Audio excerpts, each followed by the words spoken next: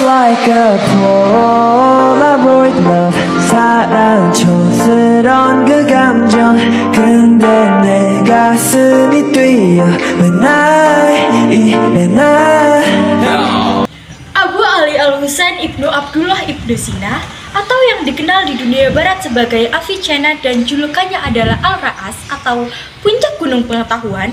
Ia lahir pada tahun 980. Bagi orang-orang, ia adalah bapak kedokteran modern. Ia memiliki istri yang bernama Yasamin, ayahnya bernama Abdullah, ibunya bernama Setareh, dan ia juga memiliki adik yang bernama Mahmud. Pada usia 10 tahun, dia telah membaca dan menghafalkan seluruh isi Al-Quran. Sesudah usia 16 tahun, Ibnu Sina mulai mempelajari ilmu pengobatan. Kemudian, tepat di usia 17 tahun, ia telah terkenal dan dipanggil untuk mengobati Pangeran Samani, Nuh bin Mansur. Ibnu Sina memiliki beberapa fakta. Yang pertama, ia memiliki minat belajar yang tinggi sejak ia masih kecil. Yang kedua, ia memberi sumbangsih tidak hanya pada ilmu kedokteran.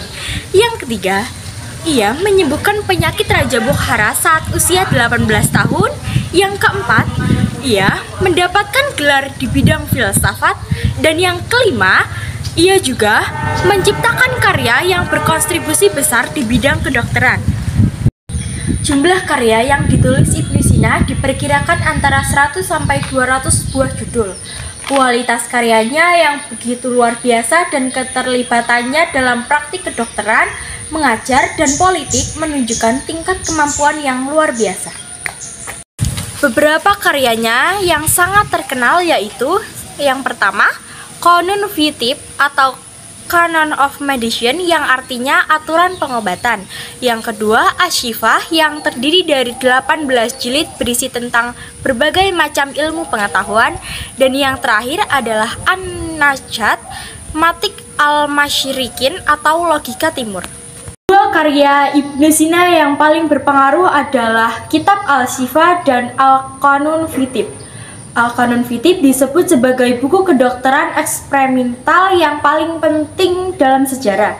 Berkat kitab ini, Ibnu Sina disebut sebagai dokter pertama di dunia yang melakukan uji klinis dan pengenalan farmakologis klinis. Selain terkenal sebagai orang yang ahli dalam bidang agama dan kedokteran, Ibnu Sina juga ahli dalam bidang matematika, logika, fisika, geometri, astronomi, metafisika, dan filsafat. Saat sakit kolik parah menyerang saat di barisan tentara menuju Hamadan, teman-temannya menyarankan dia untuk tenang dan mengambil hidup yang cukup.